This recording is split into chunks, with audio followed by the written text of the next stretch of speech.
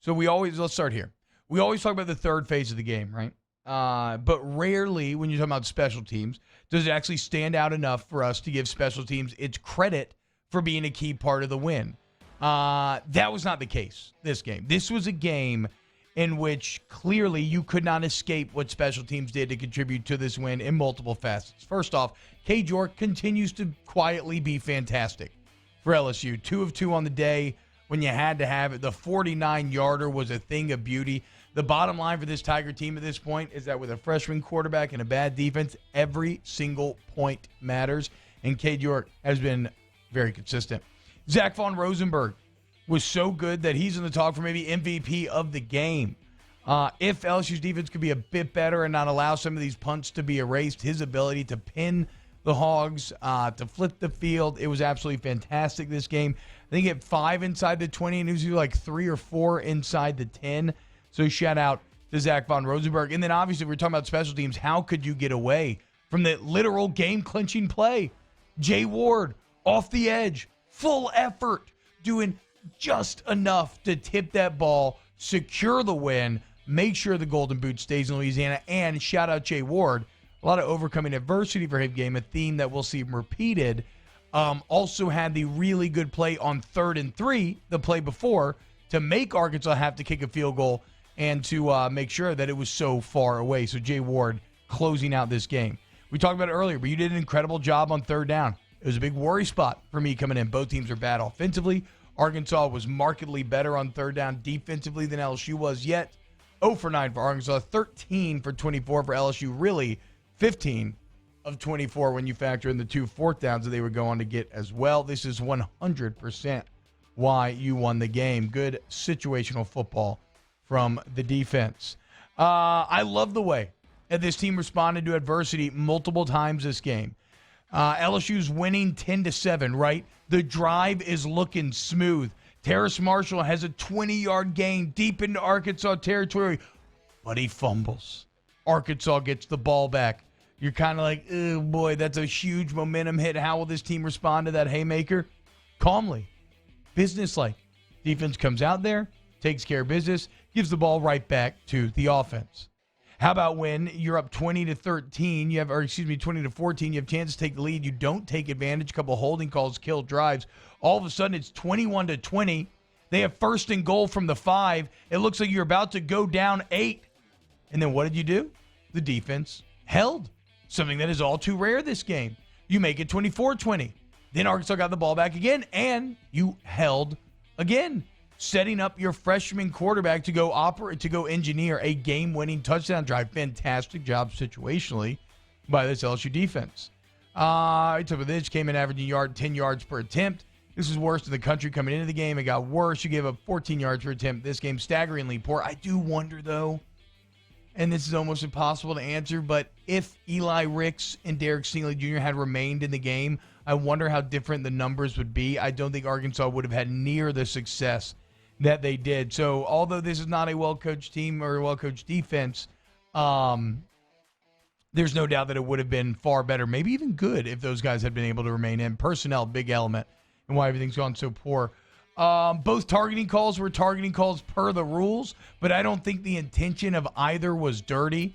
Like, why it's taking college football so long to just accept the yellow card, red card setup that needs to be how targeting works. Yes, it's a little more subjective. It's a little more gray area, but guess what? Trying to parse through targeting is like built on a foundation of gray area. You need to engage with it, not run with it. In the offseason, you must change this rule to where you're taking intent into account. Fun fact, LSU is now 26-1 under Ed Ogeron when they have a 100-yard rusher. That just means that you're 26-1 when you win the line of scrimmage. Arkansas. Okay, so here are my LSU offensive thoughts. Arkansas, when you talk about how Barry Odom was going to approach TJ Finley, it's obvious. They came out rushing 3, dropping 8. Exactly what we expected, right? What did we say going into this game? Arkansas is a defense that makes you play underneath. They make you earn it. They make you try to be consistent. And I don't believe that they thought that TJ Finley and the LSU offense could maintain that consistency, and yet that's exactly what they were able to do. Like I think Arkansas knew that there was a chance they'd be getting to 3rd and manageable. when you're running this offense, but they didn't think they'd be able to convert. Well, they did. I need to look up if somebody can get me, if one of y'all can find out the average third and to go difference, because that makes all the difference in the world here. The better answer, in my opinion, may have been after to go at Finley, because he looked like he really enjoyed getting to sit back, work through his reads, and then, as we said earlier, his arm strength allows him to kill it in finding the gaps in those zones because the ball gets there so quickly. Can't say enough about LSU's offensive response after Arkansas made it 7-3. Arkansas earned it cheap and dirty, had the momentum. What does LSU do? They go on an 11-play drive where they set the tone running the ball 7 times in the first 10 plays before hitting him with the switch up and getting Race McMath over the top with a 30-yard touchdown. Race McMath, been a long time. You deserve that touchdown. On the offensive line is not great, but I think they played a lot better than a lot of people are giving them credit for this game. There were some really bad MAs. There were some negative plays, but how do you get to third and manageable consistently? Because you're winning the battle on the line of scrimmage. So, look, yeah, there were moments like the tackle for loss on the second drive that everybody was yelling at Chase and Hines about. It's actually on Shanahan after rewatching. But, like, yes, there were bad blocks there. Some of the combo blocks need to be better. There's too much space. They don't always seem on the same page. And look, this is not a terribly talented offensive line, but they've done enough in your wins. They did enough against Arkansas this Saturday. There are, and this is where O-line, not just this year, but going forward in the future, is so huge. There are so many good, young, skill players on this offense, right? If they can figure out O-line, they will be unstoppable next year. Look, there's your obvious highs, right? You're Eric Gilbert. Certainly, why am I blanking right now? Oh, like Dre Jenkins, right? There are guys out there that are young that have value. But then what about like Kayshon Boutte, right? I mean, a couple of big catches for first downs. He had the third down with a nice awareness to reach the ball across the line. He got lit up on that final touchdown drive, still managed to hold on to that ball, turning a 15-yard play into a 30-yard play. Like Ty Davis-Price had a massive game. He's back. Emery's back. There's so many good young weapons. And you like your quarterback position. If you can get a good offensive line, you are immediately going to be a championship caliber team next year once again. Something interesting to note offensively, something that the public called for a lot early on. Did y'all notice this? LSU is under center now in a lot of these short yardage situations. One of the biggest public criticisms was running these short yardage looks out of the shotgun and not allowing your running back momentum. They gave TDP momentum, and he rewarded them, including the touchdown right after the Jabril Cox interception. Great job by Jabril Cox. I'm still impressed with Eric Gilbert's blocking. His pass catching was fantastic. Like we said, he really almost went over the top with an 80-yard touchdown that was missed by about half a foot to a foot. But his potential is far beyond just being a pass blocker. Ty Davis-Price, take a bow. You are really probably, I could go either way between Finley and him, but you could definitely make the argument that TDP should be the offensive MVP of this game. He made up for a lot with his effort.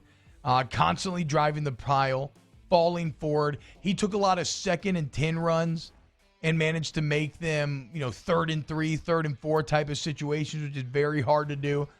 So, and then a really good job by Ty Davis-Price. Helping to create that third down statistic, which won you the game. Also, good on Jabril Cox going out at the 1 so TDP could get the touchdown that he deserved. I think he caught that ball. Do y'all think he caught that ball for a touchdown? I don't know exactly how the college rules read. Maybe you have to complete it to the ground, but it felt like he caught it. Let's talk about the drive right at the end of the first half, because there's a lot to talk about there. You screwed up at the end, but overall the drive was still kind of nice, right? You get the ball at your 25 with 3:40 left in the half. You got to make sure that you get points. You got to make sure that your opponent never touches the ball again. You did those two things. You just didn't get as many points as you would have wanted, and there were some clock management reasons for that. After 3rd and 10, first down, so with about 30 seconds left, you have 3rd and 10. You get a big first down, and then instead of with 3 timeouts, instead of just calling timeout, you were trying to hurry up, use the natural stoppage of the chains to run another play, and that's bad for 2 reasons. First off, you have 3 timeouts with 30 seconds left. You have to start spinning them. Also, the refs reset the ball way quicker than LSU was expecting, and you end up losing about 10 seconds. Oh, and You lost 10 seconds, and you still ended up using one of those timeouts. So those 10 seconds end up costing you a shot at the end zone down the road. You did a good job on the next first down of using stoppage and getting the snap off, only wasting 3 seconds. But again, you didn't need to do that. You still had 2 timeouts left. Also, you ended up calling that one again. Like, if you take a timeout immediately after you're down later on, you have 12 seconds as opposed to 9 seconds left in the field. You have 1 timeout left, which means the entirety of the field is open to you. You don't have to be scared of attacking the middle. You can go for it. You can get closer. You can take a shot, and then you can still kick a field goal. So once you got down to 9 seconds, you only got 1 shot for the end zone, okay? And they chose to go conservative, and they ran the ball. And that is what it is. I don't love it. I would have maybe liked to see them give Finley a chance to, like, hit a slant and see if Eric Gilbert or Terrace Marshall could have fought their way into the end zone again because you had the timeout. But at the point, like, once you're at 9 seconds, I'm not going to harp on the play call to run the ball too much there because you've already lost. It was the earlier clock management that you're paying for there. Still, at the end of the day, poor clock management, but a solid drive. You come away with points, ends up being the difference in the game, and you don't allow Arkansas to have the ball back. Bad break for LSU. I truly think that the play when McMath's hammy pulled up on him, he had a touchdown. He had the defender beat badly. The ball was perfectly thrown.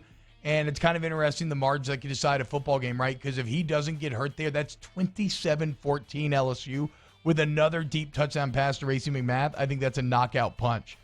I didn't like the choice to punt when you have a shot at a 56-yard field goal. Cade York has the leg for 56. Plus, look, this is an LSU defense where this LSU team that needs to make all decisions based on the defense going to give up a touchdown. And look at what happened. Zach Von Rosenberg, you choose to punt, executes it perfectly, basically throws a pass down to the 4. Arkansas's got to go 96 yards. The problem is they went 96 yards in like 4 plays, and they end up making it 21-20. So what's the difference between them scoring a 96-yard touchdown drive and a 50-yard touchdown drive? They should have tried to kick the 56-yard field goal there. At this point, when it was 21-20, I thought LSU might be done. They had left a lot of points on the field, right? They had the Marshall fumble, the bad clock management at the end of the first half, the decision to punt instead of trying to kick a field goal. Generally, that's how you lose close games. Also, when it was 21-20, Arkansas had all the juice, and I think that this LSU team actually displayed some real toughness that we haven't seen yet before this season to find a way to go against that juice and bring that game back. I thought offensively you were actually dominant in the second half. You just had 2 holding penalties, kill promising drives. I love TJ Finley leading a game-winning drive with 7 minutes left, a workman-like game-winning drive. I think it sucks for Arkansas that Catalan had to leave the game for the targeting, but I don't feel bad. They took full advantage of no Eli Ricks and no Derek Stingley. Give the O-line credit. They're not the most talented, but they are gritty, and they were badass on the final touchdown drive, pushing around Arkansas big time. Granted, this is where you really saw the time of possession advantage come into play. The Arkansas defense was exhausted. Really loved the Ty Davis-Price no touchdown catch. Beautiful play design, a little play-action counter where Finley looks everyone off far side before snapping back to TDP. On that note, Finley did a really good job of not just working through his progressions, but also looking off guys with his eyes throughout the day. It's wild, the level of quarterback play these young guys coming to college with. Also a perfect throw to TDP there. And I love that Finley threw the dagger, right? He threw that touchdown to TDP, gets it taken away. He gets the crazy intentional grounding call. And what does he do? He comes back, he extends a play, he throws the dagger anyway to Jeray Jenkins. And can we say enough about Jeray Jenkins? What a pleasant surprise he has been. Defensively, defensive thoughts. Micah Baskerville has been a huge upgrade at middle linebacker. Impact from the first play throughout the game. I could go into his plays, but the bottom line is that Baskerville is decisive. He trusts the system, and it makes everybody's job around him easier. I think there's a reason why Stevens felt like he played his best games yet, because Baskerville makes Stevens read easier. Also, I love there are multiple times where Baskerville was disciplined enough to ignore the ball, trust in his gap, force the ball back inside, and then stops were made. Also, late in the game, just enough on one of the big Frank stop to force 4th down. Arkansas came out with tempo, right? That first 3 and out they had only took 32 seconds. It makes sense when you look at LSU as a defense, how confused they've been all year long. LSU did a pretty good job, actually, of not getting too confused this game and responding to the tempo. I really like the game that Jay Ward played as a representative of the team as a whole. Wasn't perfect, definitely got burned at times, but after being thrust into the game in the third quarter and having to get into the flow, he ends up winning you the game. Great play supporting the run. He had the 3rd and 3 pass breakup with a big hit to set up 4th and 3, and then he blocks the kick. Todd Harris made a couple nice play and run support. I want to ask Coach Stingley how you coach up what happened on the first Arkansas touchdown, where it's one of the one times where you did really get out schemed. There's a nice little kind of pick route, and Flott wasn't even close. Maybe he needed more depth. We will figure out. Credit to Arkansas for immediately attacking Ward when Eli Ricks had to go down. LSU defense was as zoned in as I've seen them all year when Ricks had to leave, and I wonder if Arkansas would have broken open the game like they did if Ricks and Stingley had stayed in the game. I love seeing number 53 out there making plays. That's right. Sony Fanua had a legit defensive snap, like a series. Got a tackle. Way to go. Great play by Jabril Cox on the pick. Almost his second pick six of the season. He has really good ball instincts, natural zone instincts. And he, too, has been a big beneficiary of micro basketball entering that starting lineup. Huge job by the LSU defense holding Arkansas to a field goal after they went 70 yards in 3 plays when it was 21-20. It looked like they were easily going to make it 28-20. Ward and Baskerville step up for a big second and goal stop. And then you got to have a little luck. The turf monster catches Felipe Franks on 3rd and goal. Next thing you know, they have to kick a field goal. Sets you up for the win. And again, for as critical as I've been of the defense today, those offensive holding calls killed big drives for LSU, and the defense managed to make up for that coming up with the stops. And situational. 0 of 9 on 3rd down. Jay Ward blocking the kick, doing just enough to get the win. A team win in which you managed to find a way. And that's going to have to be the case for LSU the rest of this year. So I don't care about the fact that Arkansas outgained you despite their number of plays. I don't care if you're saying LSU's offense was inefficient. This is all by design to do exactly what you want, right? You want to try to accentuate where you're strong and kind of mitigate where you're weak.